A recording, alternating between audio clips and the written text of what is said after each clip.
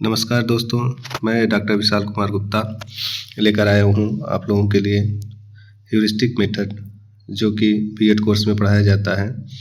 और इसमें से UGC NET, CTET, Bihar TET, UP TET, MRS, इन सारे प्रतियोगी परीक्षाओं में क्वेश्चन पूछे जाते हैं। तो चलिए देर न करते हुए आज हम लोग इसको समझने का प्रयास करेंगे। प्रोफेसर हेनरी एडवर्ड आर्मस्ट्रांग, जिन्हें हम फादर ऑफ ह्यूरिस्टिक मेथड के नाम से जानते हैं, इनका जन्म 1840 में ईस्वी में हुआ था और ये इंग्लैंड के रहने वाले थे। ह्यूरिस्टिक शब्द एक ग्रीक शब्द है जो ह्यूरिस्को से बना हुआ है, जिसका अर्थ होता है मैं खोज करता हूँ, आई डिस्कवर, आई फाइंड। उनका मानना था कि शिक्षक का कार्य केवल पथ प्रदर्शक का होता है, जो उचित समय पर गलतियां सुधारने का अवसर देते हैं। छात्र जैसे जैसे प्रयोग करता जाता है वैसे वैसे वह नवीन ज्ञान अर्जित करता जाता है। तो इस विधि में छात्र जो होता है एक खोजकर्ता की भूमिका में होता है और वह अपने शिक्षण सिद्धांतों को स्वयं खोजता है और उसे अपने जीवन में प्रयोग करता है। आइए अब हम इसकी परिभाषा देखते हैं। Heuristic method is a matter of teaching which involves our placing the student as far as possible in the attitude of a discoverer। किसी भी विषय को सीखने की प्रक्रिया ही अन्वेषण है और छात्रों को विषय संबंधी तथ्यों एवं सिद्धांतों की खोज स्वयं करनी चाहिए, ऐसा हेनरी एडवर्ड आर्मस्ट्रांग का मानना था। इस विधि में छात्र एक अन्वेषणकर्ता की भांति कार्य करता है। छात्र के पास प्रारंभ में प्रयोग संबंधी जानकारी नहीं होता है और उसे स्वयं वांछित सूचना तथा सिद्धांतों की खोज करने के लिए अनेक आवश्यक प्रयोग करने होते हैं। आइए इसकी प्रक्रिया को समझते हैं एक एग्जाम्पल के माध्यम से।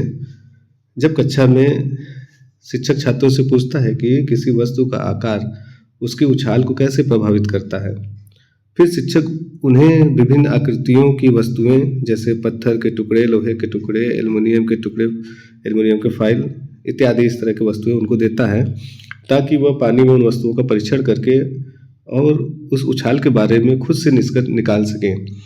तो अब इसकी प्रक्रिया में पहला चरण जो होता है वह समस्या की पहचान, इंट्रोडक्शन टू द प्रॉब्लम्स। शिक्षक कक्षा में उछाल के सिद्धांत का परिचय देता है और एक बच्चों से प्रश्न पूछता है कि किसी वस्तु का आकार उसके उछाल को कैसे प्रभावित करता है। अब इसके बाद दूसरे नंबर पर आता है मटेरियल एंड ग्रुप। शिक्षक छात्रों को सामग्री देता है उससे संबंधित प्रयोग करने के लिए और उस पूरी कक्षा को वह कई छोटे छोटे समूहों में विभक्त कर देता है, उनका ग्रुप बना देता है, 5-7 का, 8-10 का बच्चों का। इसके बाद फिर तीसरे नंबर पर आता है एक्सपेरिमेंटेशन एंड एक्सप्लोरेशन, प्रयोग और अन्वेषण। छात्र स्वयं प्रयोग करते हैं और डेटा एकत्र करते हैं कि विभिन्न आकार की वस्तुएं कैसे तैरती हैं या डूबती हैं, कौन कौन सी वस्तुएं डूब जाती हैं, उनका आकार उनके द्वारा हटाए गए जल को किस तरह से प्रभावित करता है। ये सारी चीज़ें वो छात्र सूचीबद्ध करते हैं, उनको लिखते जाते हैं। इसके बाद सारे बच्चे बैठकर चर्चा और निष्कर्ष पर पहुंचते हैं। छात्र अपने प्रयोगों के परिणामों पर चर्चा करते हैं और निष्कर्ष निकालते हैं। अब इसके बाद 5वां बिंदु है अनुप्रयोग, एप्लीकेशन। बच्चे जो होते हैं वे इस ज्ञान का उपयोग वास्तविक दुनिया की समस्याओं को हल करने के लिए कर सकते हैं। जैसे उन्होंने विभिन्न वस्तुओं के बारे में जान गए तो उसमें से वह लकड़ी के बारे में भी अध्ययन किया, तो उससे अब वो क्या करेंगे कि एक नाव बनाने की कला डिजाइन करना सीखेंगे, जिसका वो अपने वास्तविक दुनिया में प्रयोग कर सकते हैं। अब आते हैं ह्यूरिस्टिक विधि के सिद्धांत के बारे में समझते हैं कि ये किस सिद्धांत पर आधारित है। तो इसमें principle of self action, heuristic method जो है वह स्वक्रिया का सिद्धांत पर आधारित होता है, क्योंकि इसमें जो बच्चे होते हैं वह अपने से अनुक्रिया करते हैं। दूसरा प्रिंसिपल ऑफ यूटिलिटी, यह उपयोगिता के सिद्धांत पर भी आधारित है, क्योंकि जो बच्चे उसमें अपने अनुभवों को सीखते हैं वो उन्हें उनके जीवन से जोड़ता है और जीवन में आने वाली समस्याओं का वो समाधान भी कर सकते हैं। तीसरा है प्रिंसिपल ऑफ फ्रीडम, स्वतंत्रता का सिद्धांत। इस विधि में छात्रों को अधिक स्वतंत्रता रहती है शिक्षक की अपेक्षा, इसलिए इसमें स्वतंत्रता का सिद्धांत भी शामिल है, क्योंकि छात्रों को ही अपने ज्ञान से अपने प्रयोगों द्वारा सारे नियम और सिद्धांतों को खोज करना पड़ता है। अगला है स्टूडेंट सेंट्रिक। यह पूरी तरह से छात्र केंद्रित होता है, क्योंकि सारी शिक्षण प्रक्रिया छात्रों के चारों तरफ घूमती है। क्रिटिकल थिंकिंग, आलोचनात्मक सोच पर आधारित यह सिद्धांत होता है, क्योंकि जब बच्चे कोई भी क्रियाकलाप करते हैं तो उनमें सारे वस्तुओं के गुण और दोषों के बारे में उन्हें जानकारी प्राप्त होता है, जिससे उनके अंदर चीज़ों को देखने समझने की क्षमता विकसित होती है। प्रॉब्लम सॉल्विंग, समस्या समाधान। बच्चे जब छोटे छोटे प्रयोगों से अपनी समस्या का समाधान करते हैं तो धीरे धीरे उनके अंदर विभिन्न प्रकार के जीवन में आने वाली जो समस्याएं होती हैं उसको समाधान करने की योग्यता उनके अंदर विकसित हो जाती है। ये तो रहे ह्यूरिस्टिक विधि के सिद्धांत।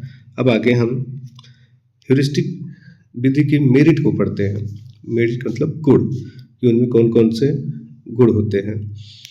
तो इसमें पहला है छात्रों में वैज्ञानिक विधि तथा भावना का विकास होता है। जी हाँ, छात्रों के अंदर वैज्ञानिक विधि का मतलब हो कि वो क्रमबद्ध तरीके से किसी चीज़ के बारे में अध्ययन करते हैं। दूसरा, इसमें छात्र की निरीक्षण शक्ति तीव्र होती है तथा विचार प्रक्रिया सक्रिय हो जाती है, क्योंकि इसमें छात्र प्रयोग द्वारा सीखता है, करके सीखता है, तो वो चीज़ों को ऑब्जर्व करता है और इससे उसकी निरीक्षण शक्ति भी तीव्र होती है और विचार प्रक्रिया भी मोटिवेट होती है। अगला है the ability and interest to work hard develops. परिश्रम करने की क्षमता एवं रुचि का विकास होता है। जैसा कि आजकल देखा जाता है कि बहुत से विद्यालयों में बच्चे सीख तो लेते हैं, पढ़ लेते हैं सैद्धांतिक रूप से, पर उनके अंदर परिश्रम करने की क्षमता डेवलप नहीं हो पाती है। तो ह्यूरिस्टिक विधि में यह बहुत अच्छी बात है कि बच्चे करके सीखते हैं, तो जिससे उनके अंदर श्रम करने की क्षमता विकसित होती है। Student become more active, self confident and self reliant. छात्रों को क्रियाशीलता, आत्मविश्वास तथा आत्मनिर्भरता बढ़ती है। बिल्कुल, इस विधि के द्वारा छात्रों में क्रियाशीलता, क्योंकि वो क्रिया करके ही चीज़ों को सीखते हैं, और जब कोई व्यक्ति किसी चीज़ को सीखता है तो उसके अंदर आत्मविश्वास भी बढ़ता है, और जब आत्मविश्वास बढ़ता है तो उसके अंदर निर्भरता भी बढ़ती है। आगे, the method prepare students for life. ये विधि छात्रों को जीवन के लिए तैयार करती है। जी हाँ, बिल्कुल सही बात है, क्योंकि यह विधि छात्रों को जीवन के लिए तैयार करती है कि विभिन्न प्रकार के प्रयोग द्वारा वो चीज़ों को सीखते हैं। आगे, the knowledge gained from this is more permanent. इससे प्राप्त ज्ञान अधिक अस्थायी होता है। जी बिल्कुल, जब आप गौर करेंगे कि जब आप कोई चीज़ सुनते हैं तो उसे कुछ समय तक याद रहता है। जब कोई चीज़ आप देखते हैं और सुनते हैं तो थोड़े और दिन तक स्थायी रहता है, लेकिन जब किसी चीज़ को आप करके सीखते हैं तो अधिक समय, लंबे समय तक के लिए स्थायी हो जाता है। छात्रों में चिंतन तथा अवबोधन बढ़ता है। Thinking and understanding increases among student. जी हाँ, बिल्कुल, आज के जो स्कूल्स हैं उसमें बहुत से आजकल छोटे छोटे बच्चों को भी प्रयोग कराए जाते हैं, और आप देखेंगे कि उनका रिजल्ट बहुत ही अच्छा होता है। उन बच्चों का सीखने की क्षमता उनके अंदर बहुत होती है और वो चीज़ों को अच्छी तरीके से समझ सकते हैं। उनके अंदर चिंतन करने की और समझने की क्षमता काफ़ी अच्छी होती है। All work is completed in class, so there is no need for homework. सारा कार्य कक्षा में जब संपन्न हो जाता है तो बच्चों को अतिरिक्त गृह कार्य देने की आवश्यकता नहीं होती है। ठीक है, ये तो रहे कुछ मेरिट्स। अब हम उनके डिमेरिट्स के बारे में भी अध्ययन करेंगे। Required a good laboratory and library. अब देखिए, इसका जो सबसे बड़ी कमी है कि स्कूलों में एक अच्छी प्रयोगशाला और पुस्तकालय की आवश्यकता होती है। जैसा कि आप भारत अपने भारत देश के संदर्भ में अगर देखा जाए तो बहुत से ऐसे ग्रामीण स्कूल विद्यालय होते हैं कि जहाँ पर प्रयोगशाला और पुस्तकालयों की कमी होती है। दूसरा, मोर एक्सपेंसिव, अधिक खर्चीला। यह काफ़ी खर्चीला विधि है क्योंकि इसमें प्रयोग करने के लिए तमाम प्रकार की वस्तुओं की ज़रूरत पड़ती है जो कि अधिक खर्चीला पड़ता है। डिफ़िकल्टी टीचिंग लार्ज ग्रुप्स, बड़े समूह के शिक्षण में कठिनाई। जैसा कि अगर कक्षा में बच्चों की संख्या अच्छी खासी है तो सारे बच्चों को एक साथ इसमें अभ्यास नहीं कराया जा सकता, और जिससे क्या होता है कि अनुशासनहीनता की समस्या क्लास में पैदा हो जाती है। आगे, अनसुटेबल फॉर वीक स्टूडेंट, कमज़ोर छात्रों के लिए तो ये बिल्कुल अनुपयुक्त है क्योंकि आप जैसा देखेंगे कि पूरी कक्षा में कुछ बच्चे कमज़ोर होते हैं पढ़ने में, कुछ अच्छे होते हैं, तो लेकिन जो कमज़ोर छात्र हैं वो इनकी विधियों का प्रयोग वो नहीं कर पाते हैं, इसलिए ये विधि उनके लिए अनुपयुक्त होती है। स्लो टीचिंग, शिक्षण गति धीमा, बिल्कुल सही बात है क्योंकि बच्चे सीखते तो हैं इसमें, लेकिन इसकी गति बहुत धीमी होती है। वो इसलिए कि बच्चे प्रयोग करते हैं, चीज़ों को एनालाइज करते हैं। अब जिसकी वजह से कोई एक टॉपिक बच्चों को समझाने में या समझने के लिए अधिक समय होता है, जिससे कि आप पूरा कोर्स कवर नहीं हो पाता है। डिफ़िकल्टी रीचिंग कंक्लूजन्स, निष्कर्षों तक पहुंचने में कठिनाई। बच्चों को निष्कर्षों तक पहुंचने में भी कठिनाई का सामना करना पड़ता है क्योंकि इसमें केवल शिक्षक एक पथ प्रदर्शक की भूमिका में होता है और छात्रों को इतना अनुभव नहीं रहता है। स्पेशल प्रिपरेशन रिक्वायर्ड, विशेष तैयारी। अब इस विधि को करने के लिए हमेशा नए नए प्रयोग इसमें करने पड़ते, तो हर समय आपको नए नए विशेष तैयारियां करनी पड़ती हैं। अब इसमें सारा समय और धन दोनों ही व्यर्थ होता है। अनसुटेबल फॉर स्मॉल क्लासेस, छोटी कक्षाओं के लिए अनुपयुक्त। जी हाँ, छोटे बच्चों के लिए इसका प्रयोग नहीं किया जा सकता क्योंकि वो उनकी उम्र बहुत छोटी होती है। और आगे देखते हैं कि इसमें इस विधि में शिक्षक की क्या भूमिका होती है और शिक्षक कैसा होना चाहिए। The teacher should be studious, शिक्षक का अध्ययनशील होना। जी हाँ, बिल्कुल, शिक्षक अगर अध्ययनशील नहीं रहेगा तो नए नए समस्याओं को और नए नए जो प्रयोग करने हैं बच्चों को, तो उसमें वो उनको सिखा नहीं पाएगा। इन्वेंटर लाइक व्यू, खोजकर्ता जैसा नज़रिया होना चाहिए शिक्षक का, क्योंकि अगर ऐसा नज़रिया नहीं रहेगा तो वो उसकी टीचिंग ही नहीं करा सकता है।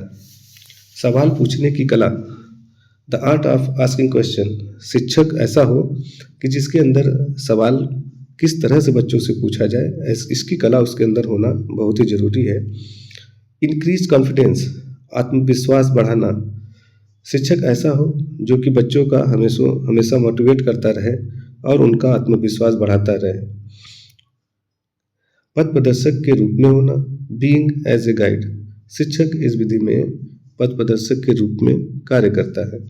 अब चूंकि अगर शिक्षक के अंदर खोजकर्ता जैसा नज़रिया नहीं होगा, वह अध्ययनशील नहीं रहेगा और मोटिवेट करने वाला गुण उसके अंदर नहीं होंगे, तो कैसे बच्चों का पथ प्रदर्शक बनेगा, कैसे गाइड बनेगा और कैसे उनको चीज़ों को अच्छे प्रकार से समझा पाएगा। डेवलप साइंटिफिक थिंकिंग, वैज्ञानिक सोच विकसित करना, बच्चों के अंदर वैज्ञानिक सोच विकसित करने की कला शिक्षक के अंदर होनी चाहिए। अब हम इस विधि के बारे में कुछ सुझाव को जानेंगे। The form of heuristic method should be realistic, अन्वेषण विधि का रूप जो होता है वो वास्तविक हो। अब ऐसा नहीं है कि कक्षा में केवल चीज़ों को बता दिया जाए और ऐसे ऐसे प्रयोग करने हैं, बस उनको एक सैद्धांतिक रूप से समझा दिया जाए, ऐसा नहीं होना चाहिए। अगर हम प्रकाश संश्लेषण बच्चों को कि कैसे होता है इसके बारे में बच्चों को सीखना है, तो उनको विभिन्न प्रकार की वस्तुओं को देनी होंगी और उस ऐसा माहौल वहाँ पर क्रिएट करना होगा कि बच्चे प्रयोग करें कि ये क्रिया कैसे होती है। Only selected cases should be included, इसमें केवल हम चुने गए प्रकरण को शामिल करके शिक्षण प्रक्रिया को रुचिकर बना सकते हैं, क्योंकि कोर्स लंबे होते हैं बच्चों के और ये इसमें शिक्षण प्रक्रिया धीमी होती है, इसलिए कुछ महत्वपूर्ण टॉपिक्स के ही इसमें शामिल करके बच्चों को पढ़ाया जाए। Teachers should be vigilant and alert. शिक्षक सतर्क और सजग होना चाहिए, क्योंकि प्रयोग करते समय कई उपकरणों को यूज करना पड़ता है। अगर शिक्षक सतर्क और सजग नहीं होगा तो वह चीज़ों को बच्चे नुकसान भी कर सकते हैं, इसलिए शिक्षक को सतर्क और सजग होना पड़ेगा। संसाधन के लिए आर्थिक सहायता।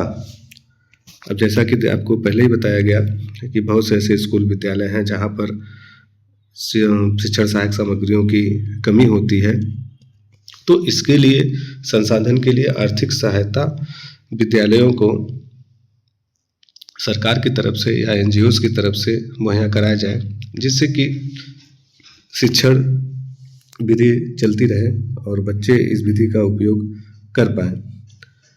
तो ये रहा आज का ह्यूरिस्टिक मेथड। अगर आप लोगों को ये वीडियो पसंद आया हो तो कृपया मेरे चैनल को सब्सक्राइब करिए। ये मेरा पहला वीडियो है, और अगर आप लोग सुझाव देंगे, जो कुछ कमी रहेगी तो उसको हम दूर करने का प्रयास करेंगे। और अगर रिस्पांस अच्छा रहा तो हम आगे भी मेहनत करके और भी वीडियोज़ आप लोग के लिए बनाते रहेंगे। थैंक यू, धन्यवाद।